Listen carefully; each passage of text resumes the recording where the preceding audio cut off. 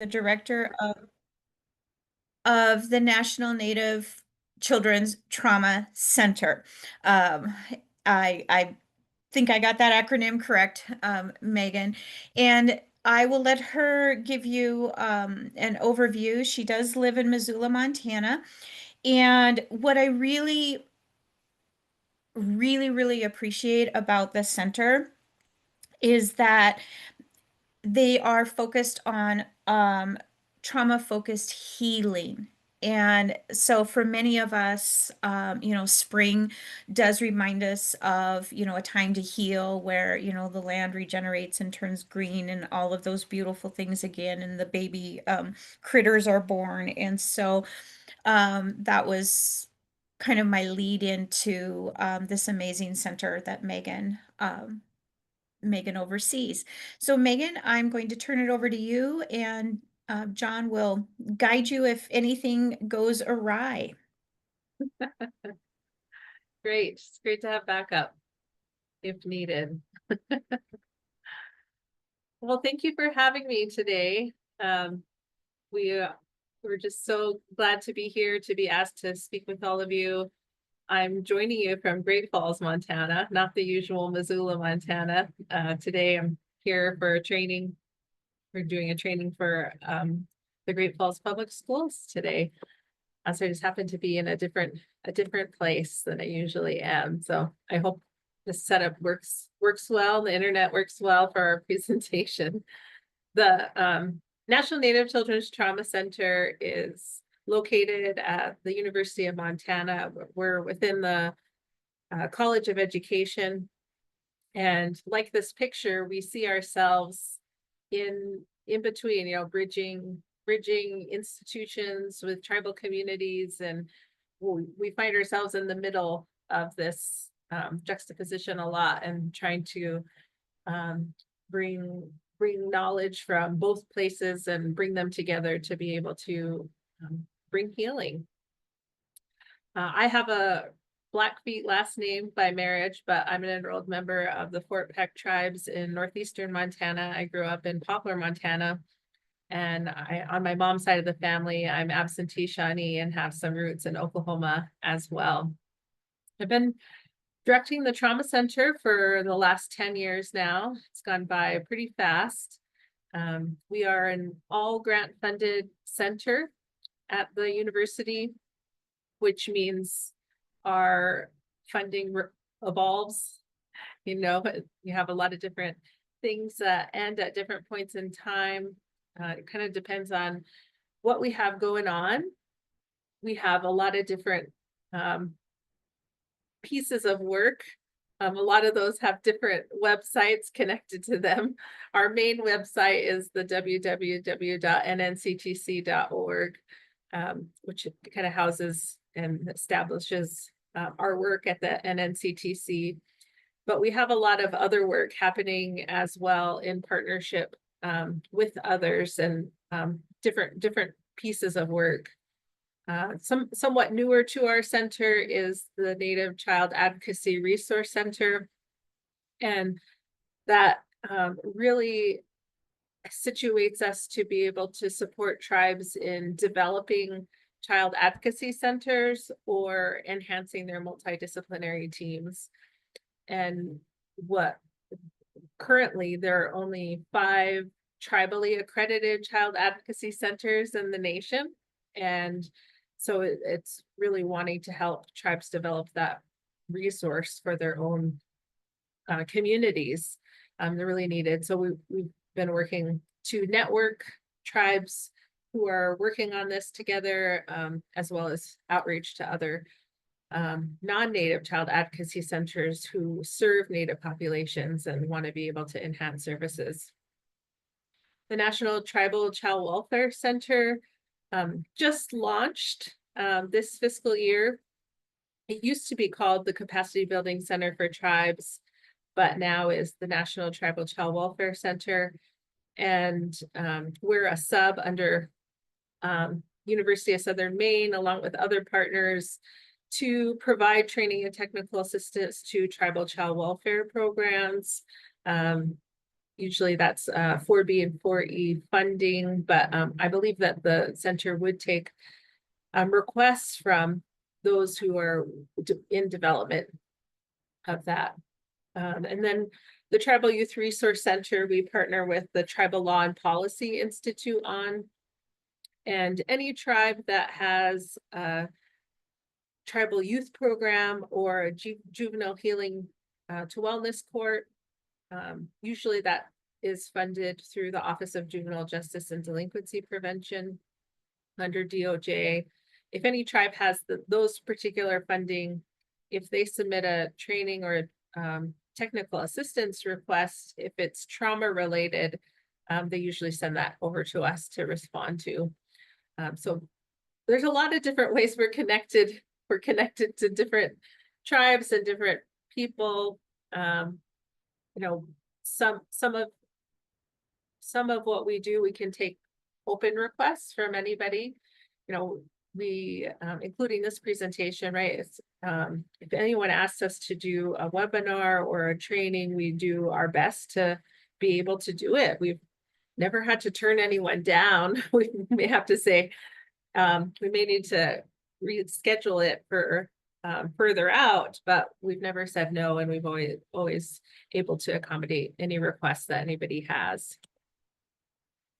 Let's see, trying to, okay, I just saw a couple things in the chat. Try to monitor that if possible. So how do we work? Well, I'd say about 4 years ago now, it's been a little while, we brought our staff together to rethink about our mission statement and our values and how we go about this work. On the prior slide, you saw that our mission was to co-facilitate trauma-focused healing with Native children, families, and communities.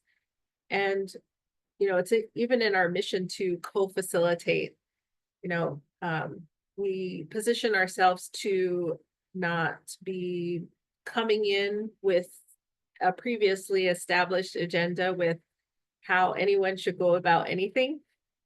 And that's a trauma-informed principle, is empowerment, voice, and choice. And so we think about this as a co-facilitated process of collaboration to think about that communities know communities. They know their communities best.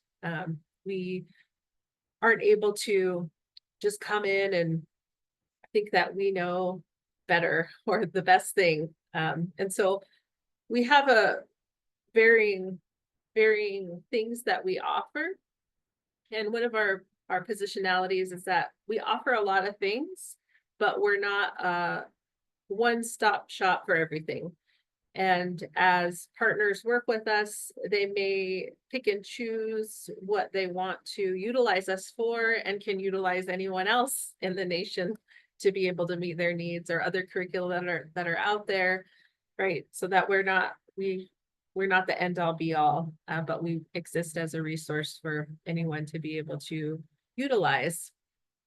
We know that, you know, many structures do really promote evidence-based treatments, but often traditional healing or traditional practices aren't always seen as, you know, along the same line, or have as much emphasis. We view them as practice-based evidence. The fact that they've been around for thousands of years suggests that they are healing in some way. If it wasn't healing or helpful, people wouldn't do them. And we know truly that our structure, being part of the university, you know, there's been a lot of harm done in the past, and that we do have to always know that we are representing the university, as well as our center, and to really know that as we work, we are setting that foundation for being able to build trust and safety and really think thoughtfully about collaboration. We know that tribes exist as sovereign nations, and so they can do whatever they can do. They have a lot of sovereignty in deciding who, what, when, where, why, and how things are done.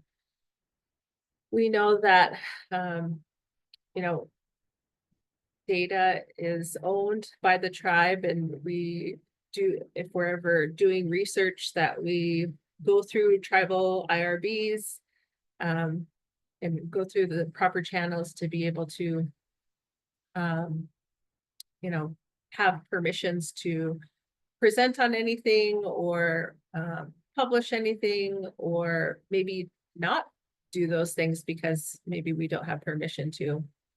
So really just viewing that property as the tribes. And then we know that trauma intervention does help.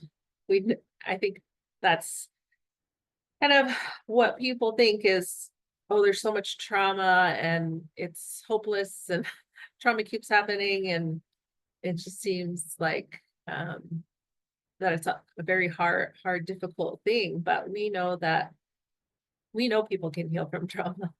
It's the fact that it keeps happening over and over that interrupts the healing process, that makes it difficult. But we know that there are a lot of things that help, and not just individual interventions or group interventions, but really whole thinking about healing on a community-wide level, which I know we'll get to later on. And so we do have an established, you know, values and things. And if you're thinking about that, your work with Native nations, we say Native nations instead of just tribal communities because it enhances that tribal sovereignty. It does establish them more, it's a political government to government relationship as opposed to just a, a relationship with any other partner, right? So we utilize that language a lot when we think about talking about and uplifting what they are. We have to kind of talk about our approach. We tend to, you know, we have an open training and technical assistance request on our website. So anyone could request specific trainings or things like that. But for some of our partners, we do have long-term partnerships where we're working with tribes. And most of the time, they're reaching out to us because they've come across our website or something like that. We're very rarely reaching out to a tribe about something.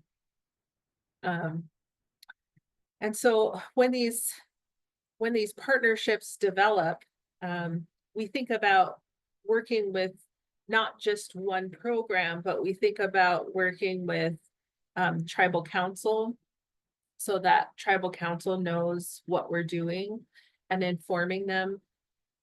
We think about interacting with other programs, and we found that to be helpful because there can tend to be some turnover in these positions. And if you're only working with your one person, then, you know, you really aren't immersed enough to be able to continue partnering in if you're just relying on that one position, right? So the more immersion that you can have with the community and know a lot of people that are within the systems, you're able to better be integrated and be able to carry on partnerships much more effectively, I would say. So we tend to do in person, you know, especially even despite this day and age when technology is used a lot, we tend to try to go on site as much as possible. We have probably just a few people that live in Missoula. Most of our staff work outside of Montana or in other places in Montana, which allows us to be able to be national and to be able to be out there and more geographically located. So that's probably something that's unique to us as opposed to maybe some other centers out there into the world. And we think about, a lot of the collaboratory work can be drawn from tribally driven or community-based participatory research principles or community engaged research. Right? There's a lot of emphasis on collaboration, that we're co-learning together, that we are empowering, people to take on these things, and to be able to continue to do them beyond the partnership is always the goal. And then being able to power balance this partnership in a equal way. If you think about it, tribes haven't always had decision-making power in many conversations. The treatments that are being brought in, the things that are being decided upon haven't always been done in collaboration. So when you think about it, when we are able to do that, it's healing in and of itself. It's provides an avenue to be able to restore that in our reciprocal process of working together. And so we say that consultation sometimes is viewed as work or a lengthy, time intensive. There's probably a lot of other words, but that it takes a while, which flies in the face of, today's hustle and bustle. You're efficiently working. Systems are changing to do more faster. And that, this pace and working collaboration really requires a lot of thoughtfulness, intentionality, and relationship building. And that you could think about this as really being able to engage in consultation as one of the elements of creating and restoring a healing relationship, to be able to operate from. And we know this is true in all consultation, but specifically for tribal partnerships, it is even more enhanced that we really think about how we work, because just as easily, right, they don't have to work with us. They don't want to. So it really enhances our lens when we think about consultation. So our center is part of a larger network of other trauma centers, the National Child Traumatic Stress Network. If you haven't heard about this resource, I would urge you to learn more about it. We are a Category 2 trauma center within the network. The Category 1 center is a center between Duke and UCLA.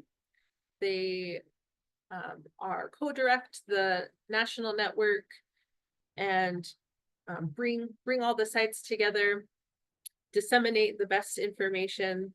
All the curricula, trauma treatments that are out there are here. And then Category 2 centers like ours are training and technical assistance centers. And then Category 3 centers are those who provide direct services. So they employ the trauma treatments and interventions throughout the country.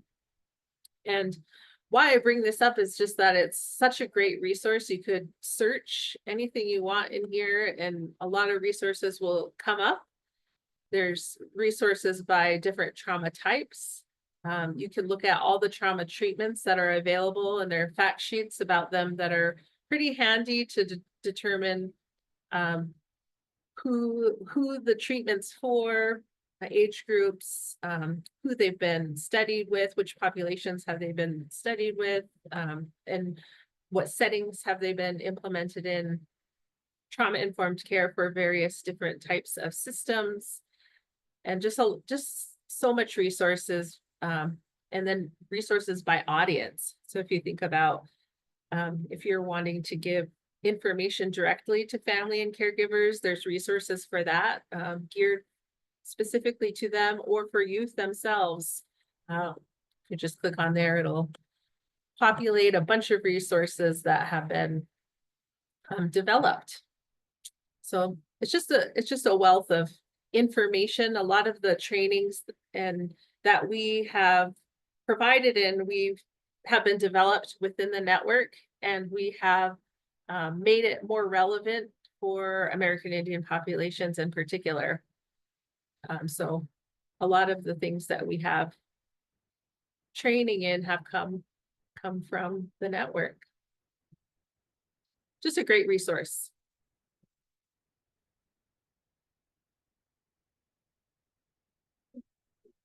Back to where I was.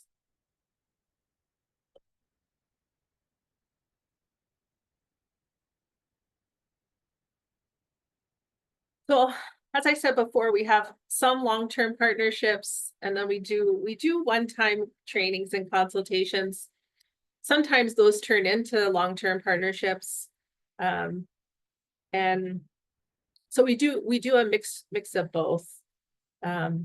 If a partner doesn't know where to begin, they're just like, we want to move toward trauma-informed care, but we're not even sure really where to start.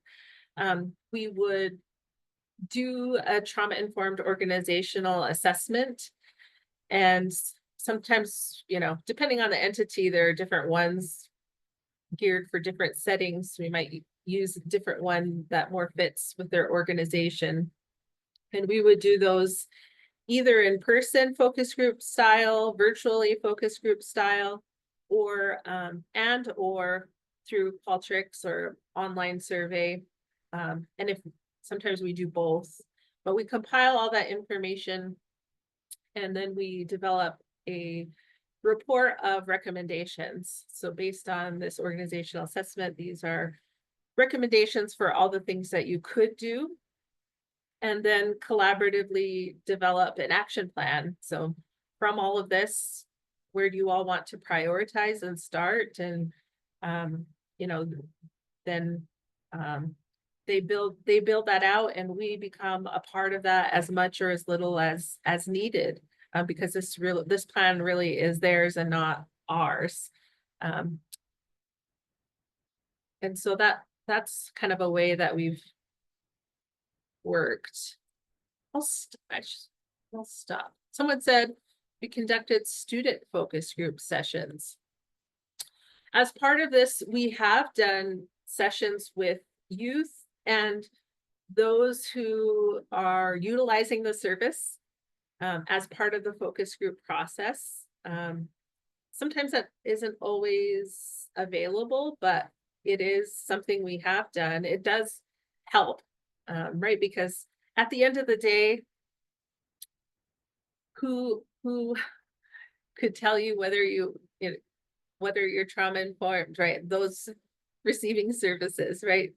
That they should be able to know and have a feeling that you're operating in a quality way, right? That this is showing through, right? We're not just saying we're trauma informed, but there is actually some testimonials by those receiving services, for sure. Curricula and interventions.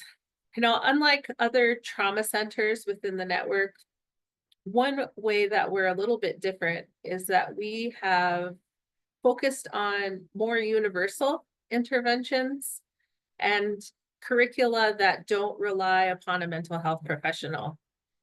The first one, cognitive behavioral intervention for trauma in schools, and CBITS for American Indian youth, is something that does require a mental health professional to use, but all the other curricula and interventions that we provide training in are more universal. A teacher could do it, an after-school program staff could do it, you know, anyone could do it. And one of the reasons why we've chosen that route is because we learned in implementing CBITS in schools way back when, even before the ACE study ever existed. We were finding that, gosh, a lot of these kids are eligible for the group, way more than this group can hold. For CBITS group, we're looking anywhere from 6 to 10 youth at a time in one group. And when we started screening kids in public schools, there was way more students that were identified. And it was like, well, gosh, what can we offer for all of these other students? We can't get them all into this one group, or we could run another group, but that still wouldn't catch them all. And so we learned very early on that we wanted to focus on these curricula to be able to offer something for everyone. And so we started working with developers of Bounce Back to create Bounce Back for classrooms, taking these evidence-based trauma treatments and taking the therapeutic pieces out of them and leaving the rest. All of the good things that are left within trauma treatments, there's providing psychoeducation about trauma. There's relaxation and regulation. There's thinking in more adaptive ways, and really being able to, you know, be able to have established safety and predictability routines. And there's a lot that are within trauma treatments that we know help with trauma, that those kinds of things you don't have to have a mental health professional for. A lot of people can help with developing coping skills and helping those pieces. What is it within trauma treatments that should probably stay within a mental health professional is that processing trauma, or that really exposing, you know, to trauma reminders. And, you know, a lot of those things should probably be done by a professional, but there's a lot of things within those treatments that are still helpful that don't need a mental health professional for. So that's kind of been our approach to developing these lesson plans that are really designed for a school setting, but could be implemented somewhere else in another community-based program, but really designed for that purpose, just in case. We're currently working with Margaret Blaustein and Kristen Kinneberg right now on developing lesson plans for American Indian youth, using the attachment self-regulation and competency framework. And so we're really working on this now. I'd say we're about halfway completed with drafting some lessons we hope to be done next year. So it'll be a newer thing that we have that's available. We're really excited about it. You know, it takes a long time to develop these kinds of things. And when we're out training so much, we're not able to work on product development as much since we're out in the world. So it's been a balance to try to get things out into the world. You could see how these interventions fit, these curricula fit within a tier 1 or tier 2 framework. So we have Bounce Back for classrooms, which is an elementary curricula based on the Bounce Back intervention. And then we have Students Trauma and Resiliency, which is a 4 lesson plans for middle school age students, and anyone could do that. Thank you for posting that in the chat. It's helpful.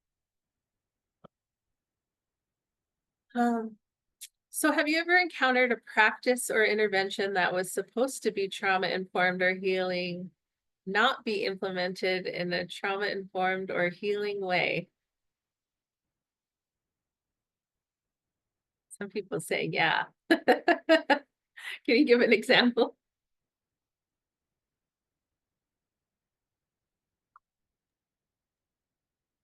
I think it's just even like sometimes in the schools is you're requiring students to be in a room and that forceful, like being forceful and not allowing them some flexibility in how they're participating. Yeah, kind of this my way or the highway. No choice. Um, yeah. Yeah, Well, this can happen in direct services, also just system wide too, as well. Was someone gonna mention something? I was just going to say, Megan, programs that their main focus is on in incentives.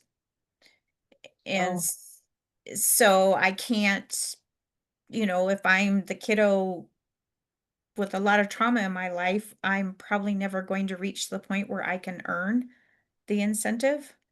mhm. And so it just seems a little misplaced to further denigrate those children who they're not bad kids, they're just missing a skill. And luring an incentive in front of them doesn't teach the skill that they need. Yeah, they've never been taught the skill in the first place. Yeah, and we If have I all don't these know the skill, expectations. yeah, I Fundamentals. can't earn the incentive. So yeah, or worse, when, well, unless, 100% of you, do A, then we can't have the popcorn for a snack. And then Annette messes up and loses popcorn for all of her classmates, so there's a, ripple effect of incentivizing.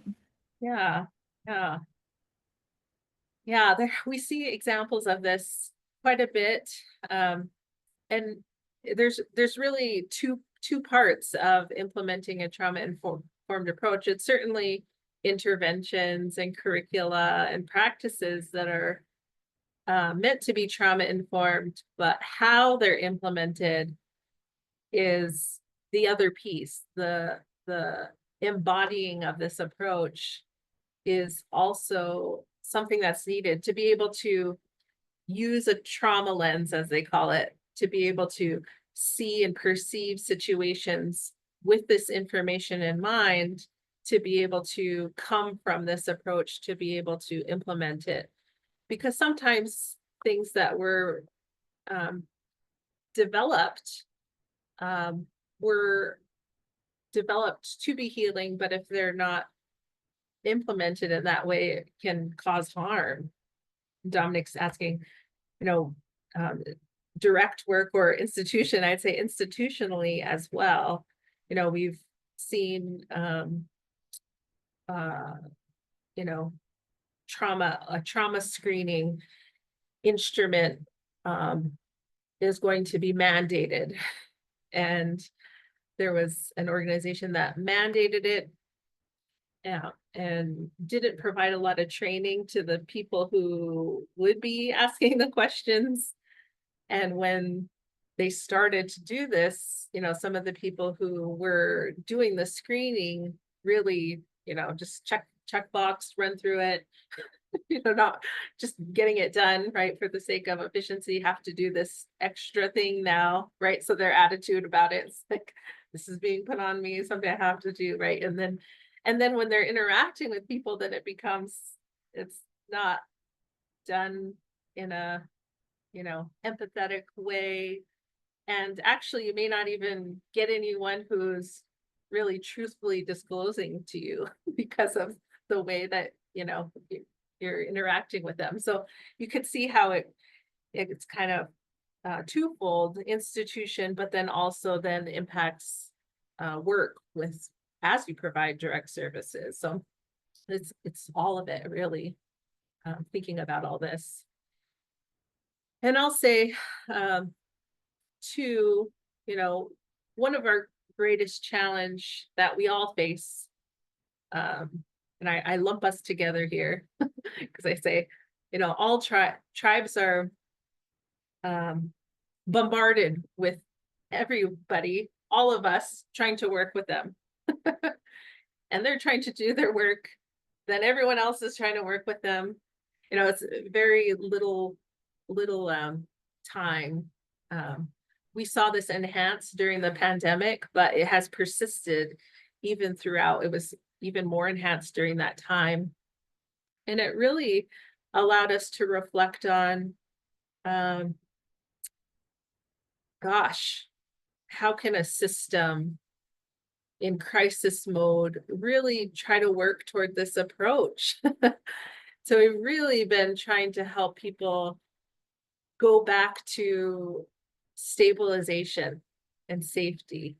Just get out of that crisis mode of operation and establish more of these things to be able to then grow from. It's hard for schools or anyone to grow when they already feel at capacity. Then everything just feels like, oh, that's another thing we have to do.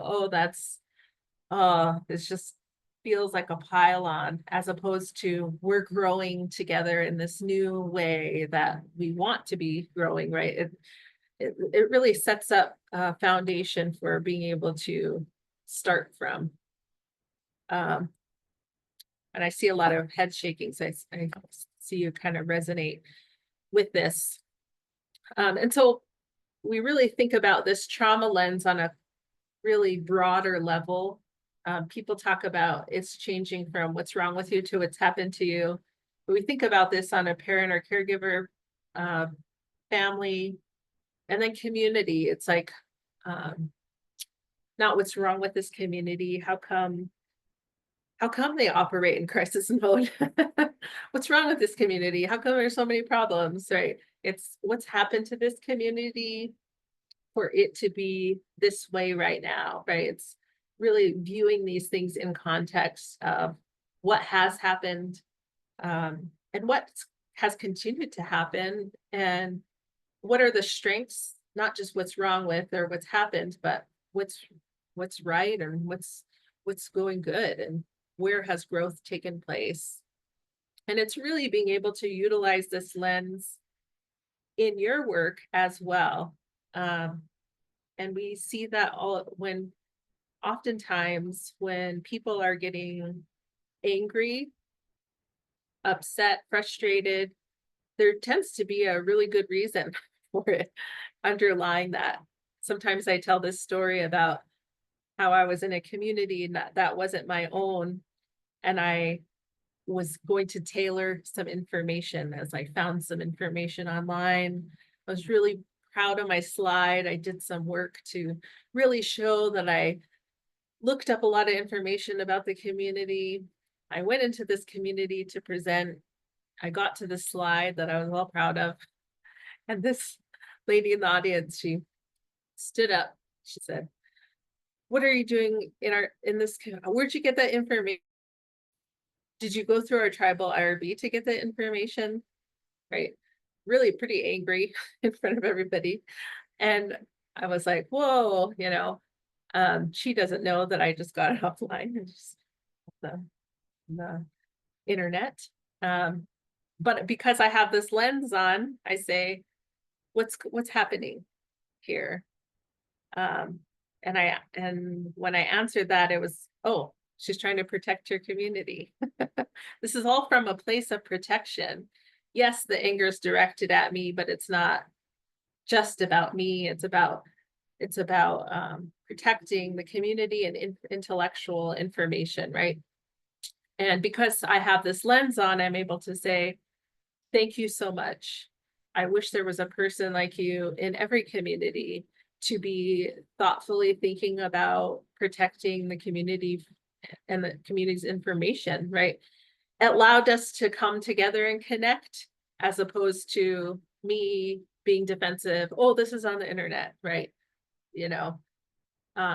Connection is really central to so much of this work, to be able to see why things are happening, to be able to use this lens more often than not, in partnership. You can see how we use this lens in partners, them not getting back to us, not taking it personally. They are viewing it from their context, really does help partnerships, but also sees how that flows down through a lot of different channels, even personally, which is what I found to be helpful in this work as well. Opens hearts to grow, certainly. Yeah. Yeah, and, you know, we always say that sometimes people will say, well, your community, in your tribal culture, you have a lot of values around, you know, children are sacred, elders should be respected. This is the way you should be treating each other. And we don't always see that happening all of the time. You know, are these values lost? And we don't say that we lost them. We've said that trauma impacts our ability to carry them out and be able to embody them all of the time. It has impacted that piece. And so when we, it's not that we don't know that they are, we know what they are, but we don't always act act like this in connection in that way. So we always have that in mind, think about it in this way, as we know that uplifting cultural values or restoring cultural values as part of the healing process. So as we talked about this, I gave that example of how it impacted my work in a situation, giving a presentation. But how does trauma impact your collaborative work or any other pieces of the work that you do?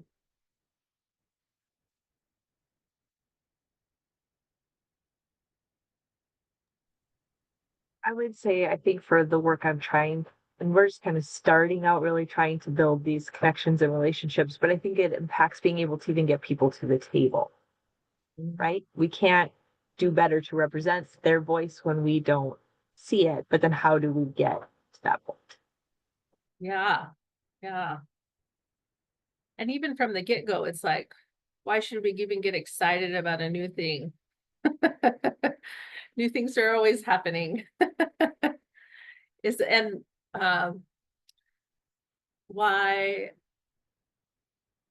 you know, do I really think this is gonna make change? That, you know, we've embarked on things before, it hasn't made huge changes, so why invest the time? Yeah, starting, and you can see how that, you know, impacts trying to help inspire and get people ready to go. Other things.